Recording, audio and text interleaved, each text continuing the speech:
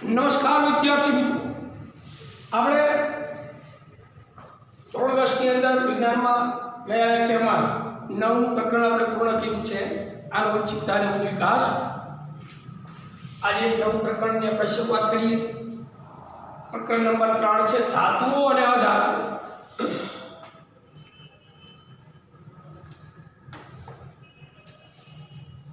આમાંથી જે મુદ્દાઓ રદ કરેલા હશે એની માહિતી તમને આપતો જઈશ।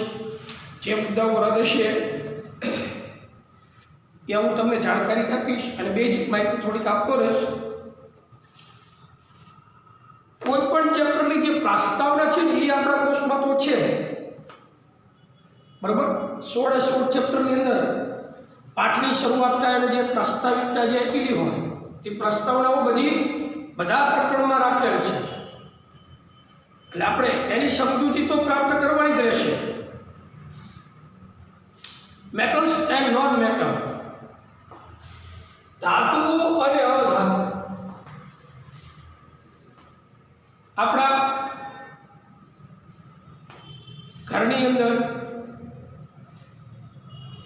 બહાર, કોઈ પણ જગ્યાએ આપણે આપણી દૈનિક ક્રિયા એટલે દિનચર્યા દરમિયાન સવારે ઉઠીએ રાત્રે સૂઈએ ત્યાં સુધીમાં કયા કયા પદાર્થોનો ઉપયોગ કરીએ છીએ, એમાં કયા પદાર્થો ધાતુના બનેલા છે, કયા પદાર્થો અધાતુના છે, આ બધું આપણે નોંધ તૈયાર કરો તો તમને ખ્યાલ આવી જશે। ધાતુઓ કઈ પ્રકારની છે,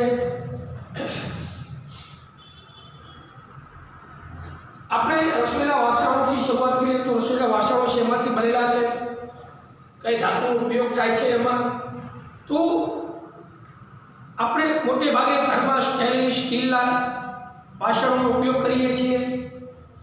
એટલે આપણે જ્યારે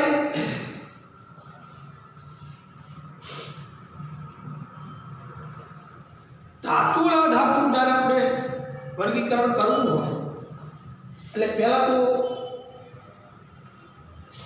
આપણે જીવનમાં કઈ જગ્યાએ કયા કયા ધાતુના ઉપયોગ આપણે કેવી રીતે કરીએ છીએ, ઘરમાં કઈ ધાતુ ક્યાં વપરાય છે, કઈ ધાતુ અતિ કિંમતી છે, કઈ ધાતુ સસ્તી છે, કઈ અતિ ક્રિયાશીલ છે, કઈ ઓછી ક્રિયાશીલ છે, આ બધી માહિતી આપણી પાસે હોવી જોઈએ। આપણે 9મા ધોરણમાં તમે વિવિધ તત્વો વિશે શીખી ગયા હશો। તમે જોયું હશે કે તત્વો તેમના ગુણધર્મોના આધારે ધાતુઓ અથવા અધાતુઓ સ્વરૂપે વર્ગીકૃત કરી શકાય। તમારા દૈનિક જીવનમાં ધાતુઓ અને અધાતુઓના કેટલાક ઉપયોગો વિશે વિચારો। તત્વોને ધાતુઓ અથવા અધાતુમાં વર્ગીકૃત કરતી વખતે તમે કયા ગુણધર્મોનો વિચાર કર્યો, આ ગુણધર્મો આ તત્વોની ઉપયોગિતા સાથે કેવી રીતે સંકળાયેલા છે, ચાલો આપણે આમાંના કેટલાક ગુણધર્મોને વિગતવાર જોઈએ। ધાતુના ભૌતિક ગુણધર્મો,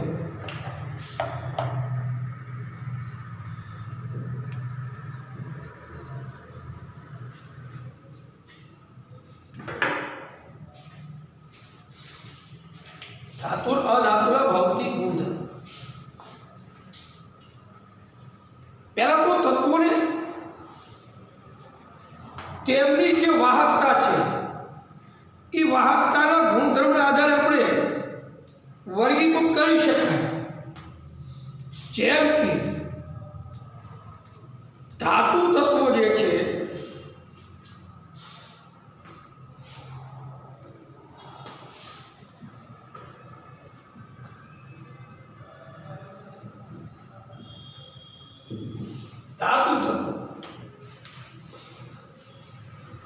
તત્વોની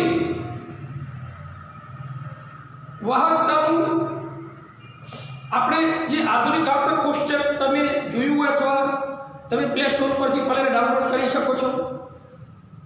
પિરિયોડિક ટેબલ જે છે આધુનિક આવતક કોષ્ટક, એમાં તમને સંપૂર્ણ માહિતી દરેક તત્વો જે આપણે જોયા પણ નથી એવા તત્વો કયા સ્વરૂપમાં હોય એના ફોટોગ્રાફ સહિત એની પ્રમાણ પ્રવાહ ઇલેક્ટ્રોન રચના બધું જ તમને એ આધુનિક આવતા કોષ્ટકની જે એપ છે એમાંથી તમને પ્રાપ્ત થઈ જાય છે. આવું એક પિરિયોડિક ટેબલ છે એની આધુનિક અત્યારના ડિજિટલ એની એપ બનાવવામાં આવેલી છે, સરસ મજાની છે.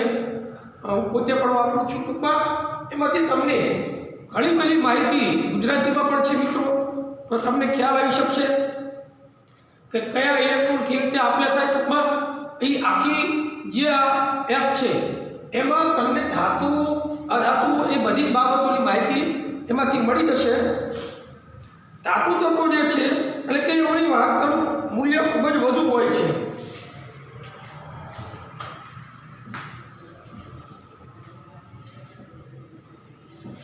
વાહકતાનું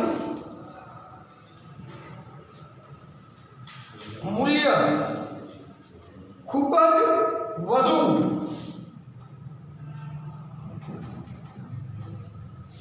વધુ હોય છે. એટલે ધારી લો કે ધાતુમાંથી વિદ્યુત પ્રવાહ પસાર કરવો હોય તો જેમાં મુક્ત ઇલેક્ટ્રોન પ્રમાણ વધારે હોય ને એવી ધાતુઓમાં વિદ્યુત પ્રવાહનું વહન સરળતાથી થઈ શકે. એટલે આ વાહકતાનું મૂલ્ય ધાતુમાં ખૂબ જ વધારે હોય છે. જેમ કે એનું એક્ઝામ્પલ લઈએ, કોપર,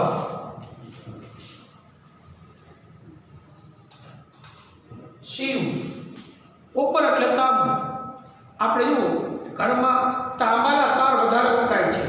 વાયરિંગ કરવા માટે કોપરના તારનો ઉપયોગ વધારે કરીએ છીએ. શા માટે કોપરના તાર વાપરીએ છીએ?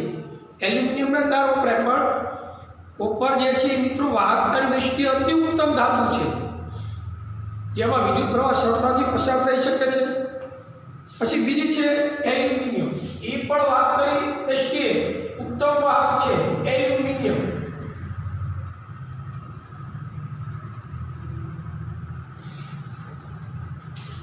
અને ત્રીજી સિલ્વર.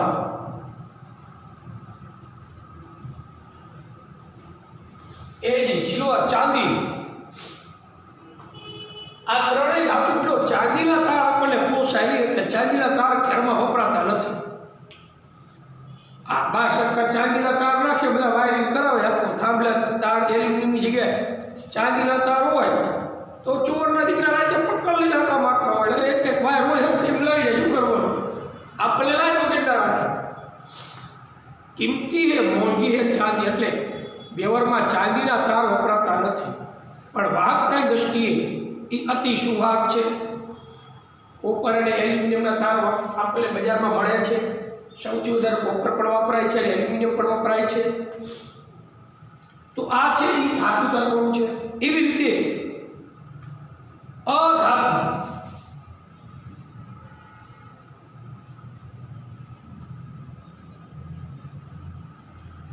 અધાતુ તત્વો તો એનું વર્ગીકરણ કેવી રીતે કરવું?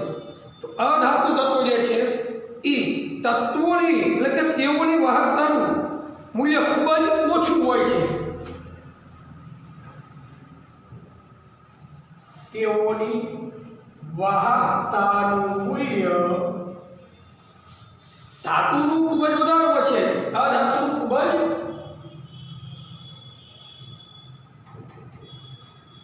ઓછું હોય છે.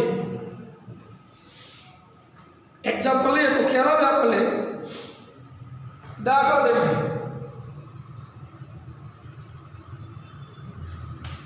અધાતુ તત્વો છે. એક તો ઓક્સિજન, આપણો પ્રાણવાયુ ઓક્સિજન.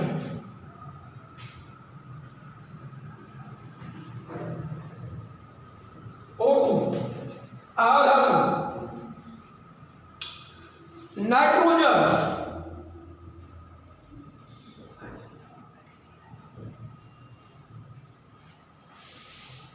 N2 ક્લોરીન,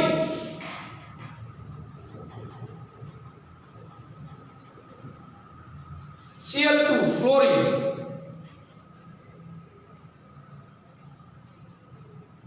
અને સલ્ફર S.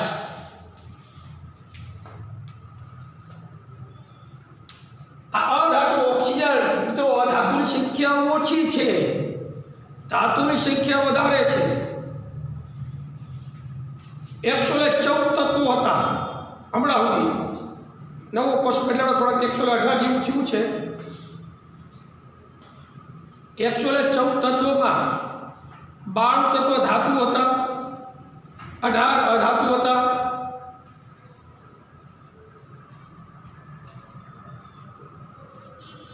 અને 4 અર્ધ ધાતુ હતા। દિવસે દિવસે એમાં વધારો થતો જાય છે જેમ જેમ શોધખોળ થતી જાય, પણ 114 જે તત્વો હતા એમાં 92 તત્વ ધાતુ તત્વો હોવા છતાં અધાતુની સંખ્યા 18 જ હતી। પણ એ 18 વગર આપણે જીવી ન શકીએ। ધાતુ વગર ચાલે પણ અધાતુ વગર ન ચાલે। એમાં એક જ આ પ્રાણવાયુ આપણો ઓક્સિજન। ઓક્સિજન ન હોય તો આપણે જીવ સૃષ્ટિ આ પૃથ્વી પર શક્ય જ નથી। સમગ્ર જીવ સૃષ્ટિનો નાશ થાય। ઓક્સિજન વિહીન આપણે અથવા બીજા કોઈ સૂક્ષ્મ જીવો આ પૃથ્વી પર હયાત રહી શકશે નહીં। આપણે જીવવા માટે આપણો પ્રાણવાયુ આવશ્યક છે। અધાતુ તત્વ છે ઓક્સિજન। હા, વાહકતાની દ્રષ્ટિ ખૂબ જ ઓછું મૂલ્ય ધરાવે છે ઓક્સિજન। વાયુમય સ્વરૂપમાં છે એટલે ઉપયોગમાં પ્રાણવાયુ તરીકે ઉપયોગ કરીએ છીએ આપણે। નાઇટ્રોજન વેફરના જે પેકેટ આવે છે, નાઇટ્રોજન ભરેલો હોય, 10 રૂપિયાનું પાઉચ લે, હું પાઉચ આપણે આખું 2 રૂપિયા નીકળે, 10 વેફર નીકળે એમાંથી, પાઉચ આવે મોટું જબર હે, રૂપિયાની એક વેફર પડે આપણને, મોંઘું પડે પણ આપણે સમજતા નથી। પણ એમાં હવા ભરેલી હોય, જ્યારે લેવા જઈએ ખરીદવા જઈએ ત્યારે ચેક કરવું જોઈએ કે એમાં હવા છે કે નહીં। જો હવા ન હોય તો એ પાઉચ ખરીદવું ન જોઈએ, કારણ કે એમાં નાઇટ્રોજન ભરેલો હોય। એ નાઇટ્રોજન છે એ આ ચિપ્સ વેફરને બગડી જતી અટકાવે છે। એ પણ ધાતુ તત્વ છે। ક્લોરીન એ પણ ધાતુ તત્વ છે। વનસ્પતિ તેલમાંથી વનસ્પતિ ઘી બનાવવા માટે હાઇડ્રોજનેશન પ્રક્રિયામાં ક્લોરીનનો ઉપયોગ પણ કરવામાં આવે છે। અહીંયા ક્લોરિનેશન પ્રક્રિયા પણ કરવામાં આવે છે। સલ્ફર, ડુંગળી, તમે લસણ જે ખાતા હોય એમાં સલ્ફર રહેલો છે। અતિ ગંધશીલ વાયુ છે। સલ્ફરની ગંધ ખૂબ જ આવે છે। આપણા વાળ, માથાના વાળને તમે હળગાવો તો એમાંથી જે વાસ ધુમાડો થાય એ પણ સલ્ફરયુક્ત છે। હવે અધાતુ તત્વો છે, પછી અર્ધ ધાતુ તત્વો છે। વર્ગીકરણ ધાતુ, અધાતુ અને અર્ધ ધાતુ।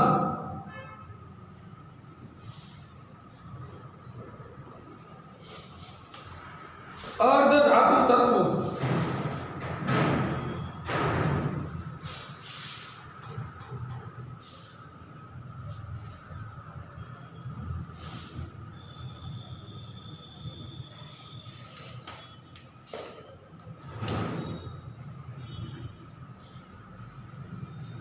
આ અર્ધ ધાતુ શું કામ કહે છે? કારણ કે તેઓની વાહકતાનું મૂલ્ય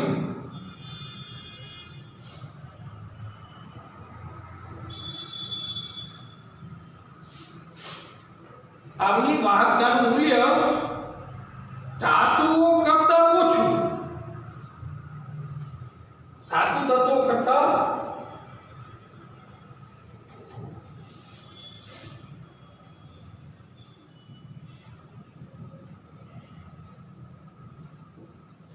અને અધાતુ તત્વો કરતા વધારે।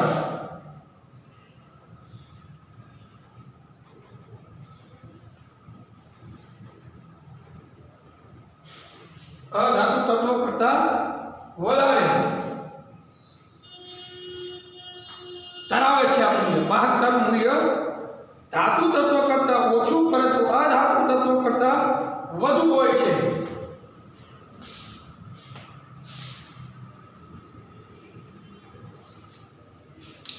વધારે હોય છે। જેમ કે એક્ઝામ્પલ તરીકે સિલિકોન,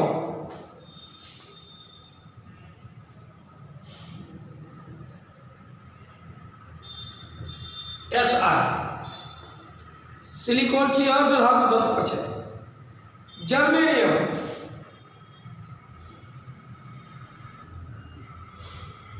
જર્મેનિયમ પણ અધાતુ તત્વ છે. તો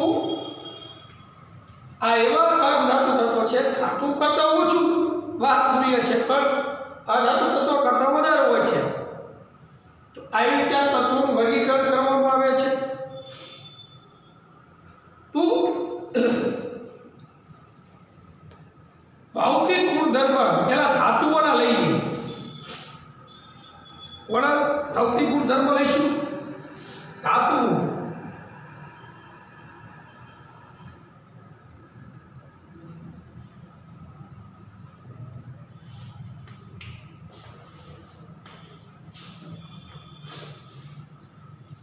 પદાર્થોના વર્ગીકરણ માટેનો સૌથી સરળ માર્ગ તેમના ભૌતિક ગુણધર્મોની સરખામણી છે.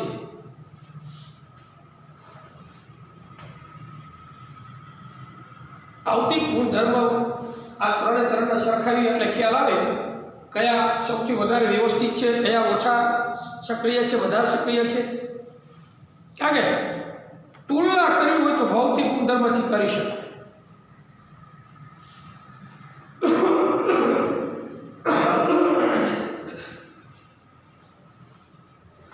અહીંયા ચાલો આપણે તેનો નીચે પ્રમાણની પ્રવૃત્તિ દ્વારા અભ્યાસ કરીએ. પ્રવૃત્તિઓ 3.1 3.6 માટે નીચે પ્રમાણે ધાતુના નમૂના એકત્ર કરો. લોખંડ, તાંબુ, એલ્યુમિનિયમ, મેગ્નેશિયમ, સોડિયમ, સીસુ, ઝીંક અને એવી કોઈ પણ અન્ય ધાતુ કે જે સરળતાથી પ્રાપ્ય હોય. 3.6 સુધીની પ્રવૃત્તિ આપણે આપેલી છે.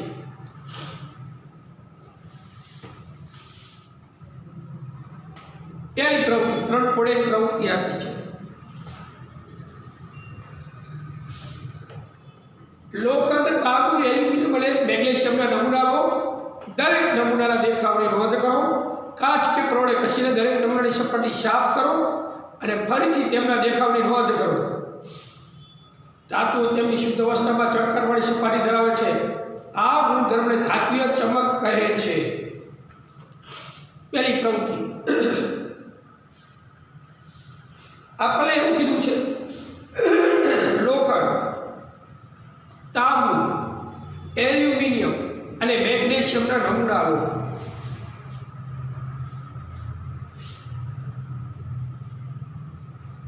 એથી એટલે લોખંડ, તાંબુ, શિવ, એલ્યુમિનિયમ, એર, મેગ્નેશિયમ, Mg. આ ધાતુઓના નમૂના લઈ અને નમૂનાના દેખાવની નોંધ કરી. આપણે તો કે ચકચકાત નથી, ઝાંખા અથવા આંધળા હશે એવું લાગે. સપાટી બહુ ચમકીલી નહીં હોય પણ આપણે શું કીધું છે? કાચ પેપર વડે એને ઘસો.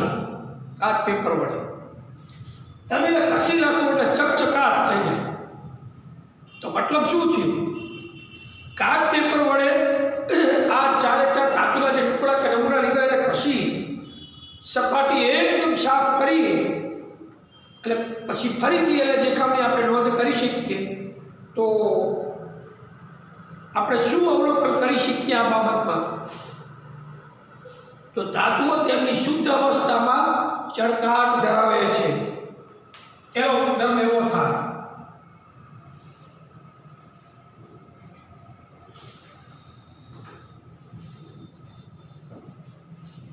અવસ્થામાં ચળકાટ ધરાવે છે એવું થાય ને. ધાતુ એની શુદ્ધ અવસ્થામાં ચળકાટ ચમકીલી છે. આ પ્રવૃત્તિ પછી આપણે એનો ખ્યાલ આવી શકે. પછી ખબર કેમ પડી ચળકાટ છે? તો શરૂઆતમાં આપણે નમૂના લઈએ છીએ તો શરૂઆતમાં આપણે તો શરૂઆતમાં એ ઝાંખી હોય એટલે ચમકેલી નહીં હોય, પણ ધાતુના રબરની સપાટી જો કાચ પેપર વડે જ્યારે આપણે ઘસી એટલે કાચ પેપર વડે ઘસી લે પછી જ્યારે સપાટી આપણે જોઈ ત્યારે કાચ પેપર વડે ઘસવાથી ધાતુની સપાટી કેવી બને છે? ચળકાટ ધરાવે, ચળકાટવાળી બને છે. તો ધાતુની તેમની શુદ્ધ અવસ્થામાં કેવી સપાટી ધરાવે છે? આપણે એવું શું કહી શકીએ? તો ચળકાટ ધરાવે છે. મતલબ પહેલો ગુણધર્મ શું થાય? તો એ ચળકાટવાળા ગુણને શું કહેવાય? આપણે ખબર છે, એને ધાત્વીય ચમક કહેવાય. શું કહેવાય? ધાત્વીય ચમક ધરાવે છે. ધાત્વીય ચમક આ ગુણધર્મ થયો. પહેલી પ્રવૃત્તિ પરથી શબ્દ આપણે મળ્યો ધાત્વીય ચમક એટલે ચળકાટ ધરાવે છે. ક્યારે? એની શુદ્ધ અવસ્થા દરમિયાન. કાચ પેપરથી ઘસીએ પછી ડાયરેક્ટ આપણે જે ટુકડા કે નમૂના લઈએ તો એ ઝાંખા હોય છે, પણ એની કાચ પેપર વડે ઘસી નાખવામાં આવે પછી આ ટુકડાઓ ચમકદાર ચળકાટવાળા બને છે અને એ ધાત્વીય ચમક કહેવાય. એ ચળકાટ શુદ્ધ અવસ્થામાં ધાતુઓ ચળકાટ ધરાવે છે. આવો ગુણધર્મ બન્યો. કયો? ભૌતિક ગુણધર્મ ધાતુ. બીજી પ્રવૃત્તિ જુઓ. લોખંડ, તાંબુ, એલ્યુમિનિયમ, મેગ્નેશિયમ નાના ટુકડા લીધા. તાજા છરી વડે આ ધાતુઓને કાપવાનો પ્રયત્ન કરો એટલે તમારે અવલોકન કરવાનો હતો. ચીપિયા વડે સોડિયમના ટુકડાને પરખી પકડી રાખો. ચેતવણી આપી છે, સોડિયમ ધાતુ સાથે હંમેશા સાવચેતીપૂર્વક કામ કરવું, નહીતર ભલે તો ખબર ન પડતી હરી ન કરવી એમ કહેવા માંગે છે. હા, ગાળા પતળી ઘડી વચ્ચે દબાઈને સૂકવો. એટલે વોચ ગ્લાસ પર ઉપલબ્ધ શરીર વડે એટલે કાપવાનો પ્રયત્ન કરો. તમે શું અવલોકન કરો છો? વાત એવી છે, અહીંયા આ ધાતુઓ તો લેવાની જ છે, એ સિવાય સોડિયમ આને પણ લઈ લો. એને બરોબર ચપ્પા વડે કાપવાનો પ્રયત્ન કરો.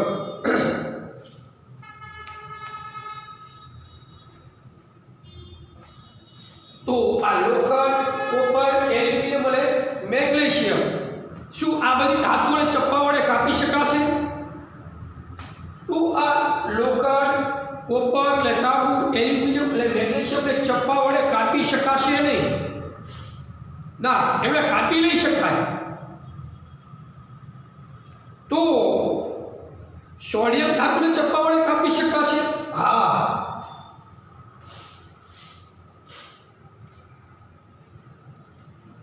Fe, Cu, Al, Mj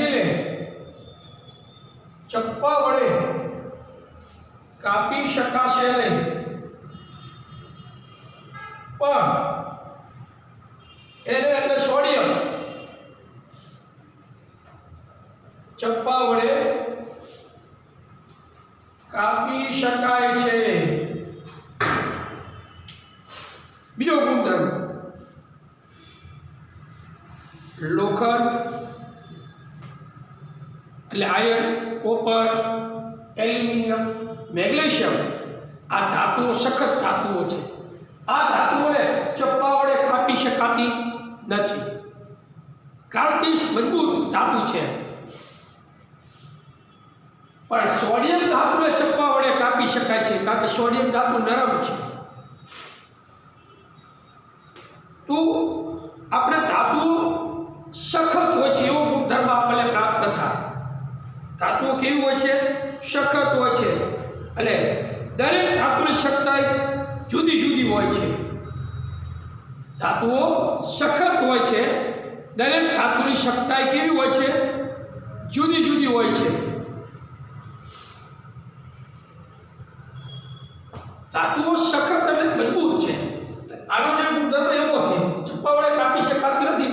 ધાતુ છે એ સખત છે, પણ દરેક ધાતુની સખ્તાઈ કેવી હશે? જુદી જુદી. જેમ કે સોડિયમ ધાતુ એ ચપ્પા વડે કાપી શકાય છે, લોખંડ, તાંબુ, એલ્યુમિનિયમ, મેગ્નેશિયમ એ ચપ્પા વડે કાપી શકાતી નથી, કારણ કે એ વધારે સખત છે, જ્યારે સોડિયમ છે એ નરમ ધાતુ છે.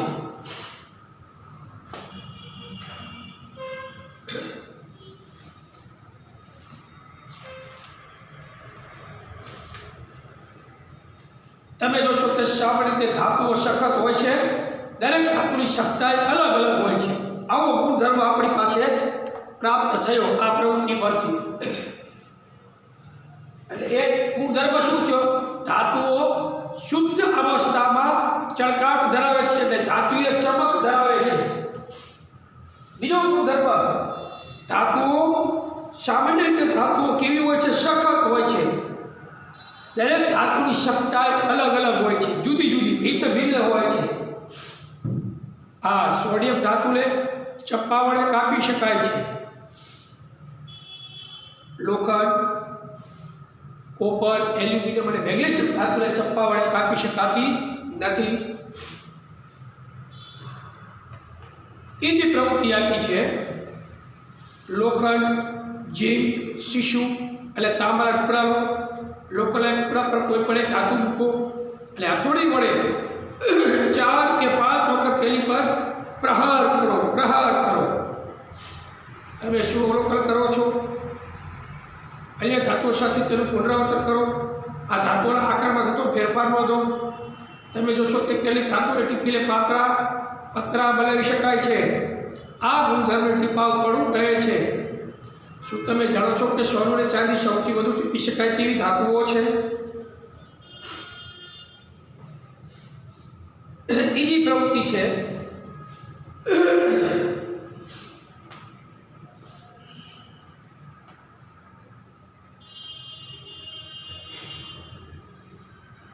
લોખંડ, ઝીંક, શીશુ અને તાંબુ. આ 4 લઈને Fe એટલે લોખંડ, ઝીંક જ્યારે, શીશુ એટલે લેડ Pb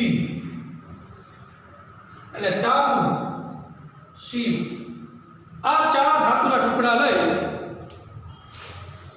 એક હથોડી લઈ પ્રહાર કરો. તમે લોખંડની પાતળી પટ્ટીઓ થોડી જાડી એટલે તમે હથોડા વડે તમે જુઓ ટીપવામાં એટલી આકાર બદલી શકશે. ટાળી બનાવવા પતરા વપરાય છે, બરાબર, લોખંડના પતરા.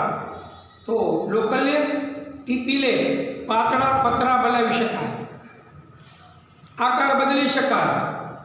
સોનું અને ચાંદી આભૂષણ બનાવવા જે કાટ ઘડે છે, સોના કે લોહાર કી એવી કહેવત છે. એટલે કાટ આપી શકાય હથોડી વડે. આ જે મિત્રો ટીપાવપણાનો ગુણધર્મ ધરાવે છે. કેવો ગુણધર્મ? લોખંડ, ઝીંકલા ઘેરે લઈને પતરા પડાવે છે. લેડ અને શીશુ એને પણ ટીપી શકાય સરળતાથી. ઉપરને પણ વાસણ બનાવી શકાય, સરળતાથી ટીપી શકાય છે. તો આ બધા ટુકડા લઈ એમની ઉપર આપણે એરળ કહેવાય. શું કહેવાય? તમે ઓલું કંસારા વાસણને ટીપે તમે નીચે ઓલું લોખંડનું હોય એની ઉપર એરળ ઉપરથી આમ આટોડા મારે એટલે ધીમે ધીમે એ પાતળું પાટ થતું જાય. આટોડા વડે તમે જેવો પ્રહાર કરો એમ તાંબાની વાયરોથી પણ પાતળો ટીપી જશે એકદમ.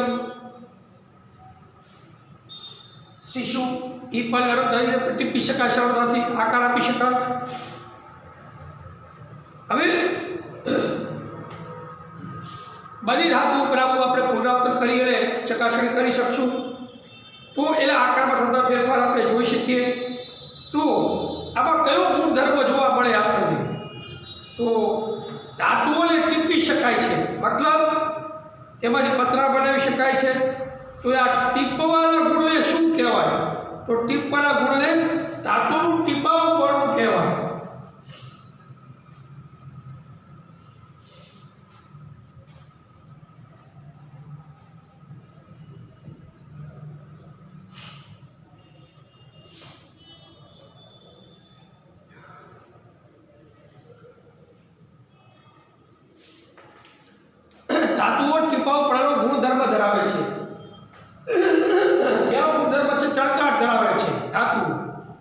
બીજો ગુણધર્મ ધાતુઓ સખત હોય છે. અપાદું સોડિયમ જેવી ધાતુને ચપ્પા વડે કાપી શકાય છે. સખત ધાતુ છે, ચપ્પા વડે કાપી શકાતી નથી. પરીક્ષામાં તમને પૂછાય કઈ ધાતુને ચપ્પા વડે કાપી શકાય? સોડિયમ ધાતુને.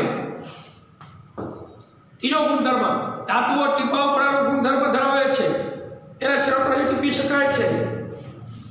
હા, સૌથી વધુ સરળતાથી ટીપી શકાતા હોય અથવા ટીપી શકે એવી ધાતુઓ કઈ છે? સૌથી વધુ સરળતાથી ટીપી શકાતી હોય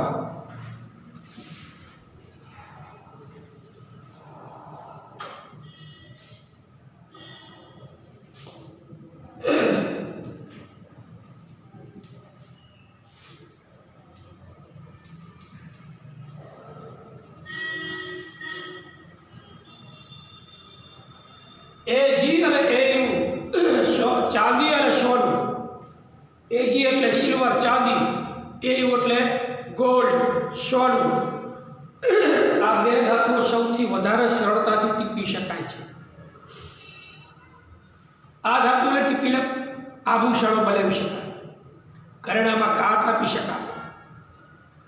મિત્રો, આજે નાની એવી હથોડી વડે સોલી કાટ આપતા હોય છે. લુહાર હોય, મોટા મોટા દરવાજા બનાવતા હોય લોખંડના, એમાં મિત્રો મોટા કણ હોય. એટલે એ કહેવત છે, એક કણ મારે હોલી હથોડી 100 વખત લાગુ હરકું થાય. 100 સોનાર કી એક લુહાર, આવી કહેવત છે. તો આ ગુણધર્મ આપણે કયો થયો? ધાતુ ટીપાવપણાનો ગુણધર્મ થયો.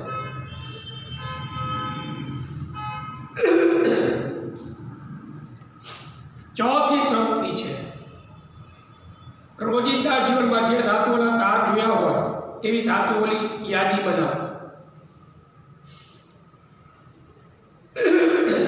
રોજિંદા જીવનમાં જે ધાતુઓના તાર જોયા હોય તેવી ધાતુઓની યાદી બનાવો. મેં તાર જોયા કોપરના, એલ્યુમિનિયમના. 2 તાર જોયા લોખંડના 3.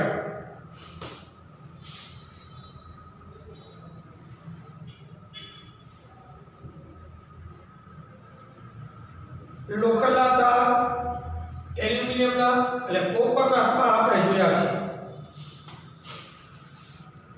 હોનાના તાર આવે, હોનાના. સોનાના તારમાંથી સાડી બનાવવામાં પટોળા, પાટણથી પટોળા લઈ આવવું. પટોળા એટલે 2 લાખ 5 લાખની સાડી હોય મિત્રો, એમાં સોનાના તાર હોય. આપણા માટે નામ તો લખાવ્યું, પણ ધનિક વર્ગ પડે છે આસમાનમાં. પટોળા સોનાના તાર ફિટ કરીને બનાવવામાં આવે છે. એક વાક્યના પ્રશ્ન ટીક કરતા જજો. ધાતુઓની પાતળા તારમાં ફેરવાઈ જવાની ક્ષમતાને તણાવપણું કહે છે. સોનું સૌથી વધુ તનનીય ધાતુ છે. હોનું સૌથી વધારે તણાવપણું ગુણધર્મ ધરાવે છે. તો આ જે ગુણધર્મ છે તારનો, એ તણાવપણાનો ગુણધર્મ.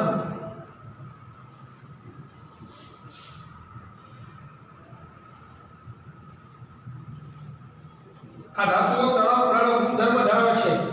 એમાં ગોલ્ડ, સોનું સૌથી વધારે તનનીય છે. તમને જાણીને આશ્ચર્ય થશે. શું આશ્ચર્ય? 1 ગ્રામ સોનામાંથી કેટલા? 1 ગ્રામ સોનામાંથી 2 કિલોમીટર લંબાયેલો તાર બનાવી શકાય છે. મગજ આપણું બંધ થઈ જાય ને? હા, 1 ગ્રામ સોનામાંથી 2 કિલોમીટર લાંબો તાર બનાવી શકાય. અઘરી ઘટના છે, મગજમાં વિચાર બેસતો નથી એવું લાગે ને? 1 ગ્રામ હોલમાં અહીંથી 2 કિલોમીટર લાંબો તાર બને. આવી કેટલો પાતળો તાર બનતો હોય છે તમે કલ્પના કરો. એમાંથી પછી પટોળા બને એટલે? હા, બને. એકદમ પાતળા તાર હોય. એ કલેજો 1 ગ્રામ સોનામાંથી કેટલા કિલોમીટર લંબાઈનો તાર બનાવી શકાય? 2 કિલોમીટર લંબાઈનો તાર બનાવી શકાય. તે તેમના ટીપાઉપણા અને તળાવપણાના કારણે થાય છે. સોનું ટીપાઉપણાનો ગુણધર્મ ધરાવે છે અને તળાવપણાનો કારણે પણ થાય છે. તળાવપણાનો ગુણધર્મ ધરાવે છે. સોનાને ટીપી પણ શકાય અને તાળી પણ શકાય, લંબાઈમાં લાંબો થઈ શકે. એટલે 1 ગ્રામ સોનામાંથી 2 કિલોમીટર લાંબો તાર બનાવી શકાય છે. તે તેમના ટીપાઉપણા તળાવપણાના કારણે થાય છે, જેથી ધાતુઓને આપણી જરૂરિયાત પ્રમાણે જુદા જુદા આકારો આપી શકાય છે. તમે એવી કેટલી ધાતુના નામ આપી શકો જે રસોઈના વાસણો બનાવવામાં ઉપયોગી હોય?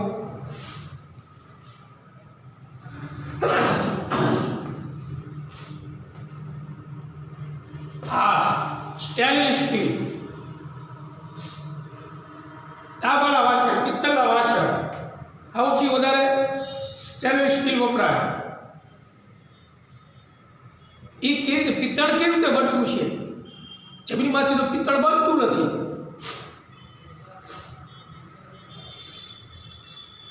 તો જે રસોઈના વાસણો બનાવવામાં ઉપયોગી છે, તમે જાણો છો કે આ ધાતુઓ શા માટે વાસણો બનાવવામાં વપરાય છે? ચાલો જવાબ જાણવા મળે. ચાલો આપણે બીજી એક પ્રવૃત્તિ કરીએ. 3.5 પ્રવૃત્તિ આપી છે. એલ્યુમિનિયમ અથવા તાંબાનો તાર લઈ લો. આ તારને આકૃતિમાં દર્શાવ્યા પ્રમાણે સ્ટેન્ડના ક્લેમ્પ ઉપર ગોઠવો. જ્યાં તાર લગાવ્યો છે તે ક્લેમ્પની નજીકના સ્થાને તેને સ્પ્રિટ લેમ્પ મીણબત્તી અથવા બેનર વડે ગરમ કરો. થોડા સમય પછી તમે શું અવલોકન કરો છો? તમારા અવલોકનો નોંધો. શું ધાતુનો તાર પીગળે છે?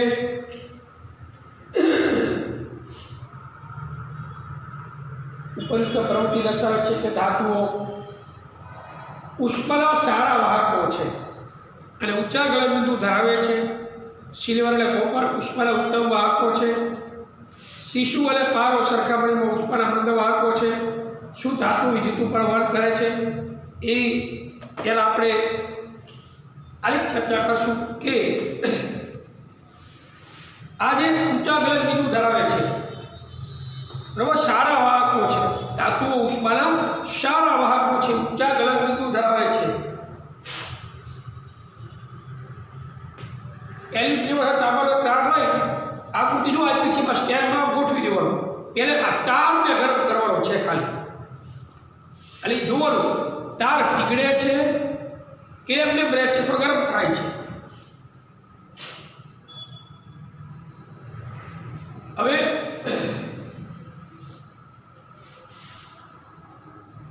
આ સ્ટેન્ડ છે, બરોબર, અહીંયા તાર લગાવ્યો હોય અને મીણબત્તી વડે એના વડે ગરમ કરી આપણે અહીંયા કાકડી લગાડવાની,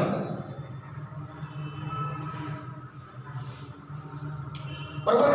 આ તાર જેમ જેમ ગરમ થાય તો હવે પહેલા આવડી આ કાકડી નીચે પડશે, પછી બીજી, પછી ત્રીજી, એક હારે બધી કાકડી નહીં પડે. કેમ? અહીંયાથી તમે ગરમ કરો, ઉષ્માનું વહન થાય. અહીંયા પહેલી કાકડી નીચે પડે, જેમ જેમ ઉષ્મા આગળ વધે એમ મીણ જે છે ઓગળશે એટલે કાકડી નીચે પડી જશે. મીણથી ચોંટાડવાની આપણે. તો એ મુક્ત છેડા પર ઢાંકણીઓ લગાવી દો એટલે ખ્યાલ આવે.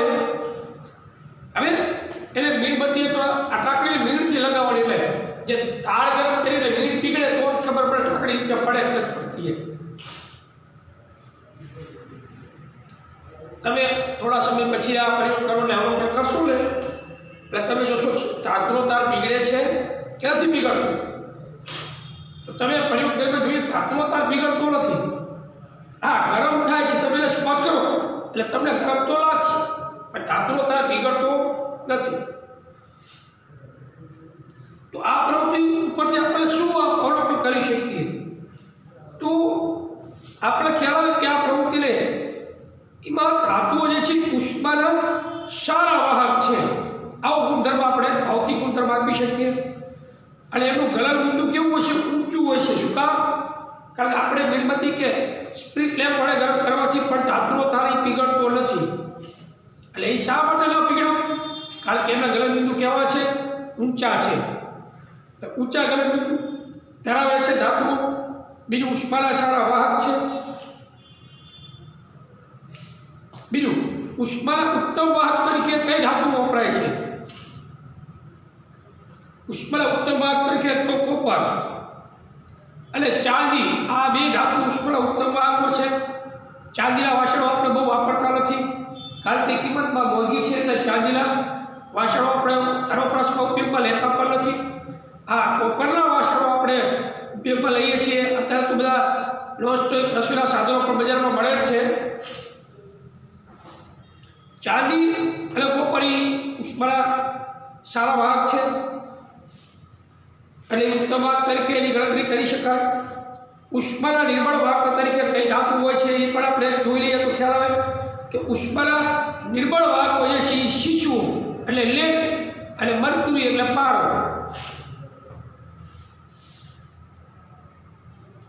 એબી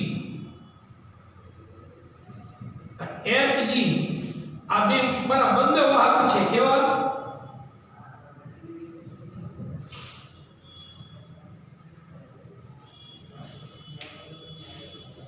શીશુ એટલે લેડ અને મર્ક્યુરી પારો. લેડ અને પારો છે ઉષ્માના મંદ વાહક છે, જ્યારે એબી અને સીયુ એ ઉષ્માના ઉત્તમ વાહક છે. કોપર અને ચાંદી છે ઉષ્માના ઉત્તમ વાહક છે. શીશુ અને પારો છે ઉષ્માના મંદ વાહક છે. મંદ વાહક અને નિર્બળ વાહક કહેવાય લે. તો આ રીતે આપણે આ ધાતુના ગુણધર્મ જોઈ શકીએ. પછી વિદ્યુતનું જે વહન બાજુમાં પૂછે આકૃતિ 3.2 માં દર્શાવ્યા પ્રમાણે વિદ્યુત પરિપથની ગોઠવણી કરો. જેને ચકાસણી કરવાની છે તે ધાતુને અહીં દર્શાવ્યા પ્રમાણે પરિપથમાં એ અને બી છેડા વચ્ચે જોડો. શું બલ્બ પ્રકાશિત થાય છે? તે શું સૂચવે છે? બરાબર. તો આ જે ગુણધર્મ છે કે ધાતુઓ વિદ્યુતના સુવાહક હોય છે, એની આપણે ચર્ચા કાલે કરશું. નમસ્કાર.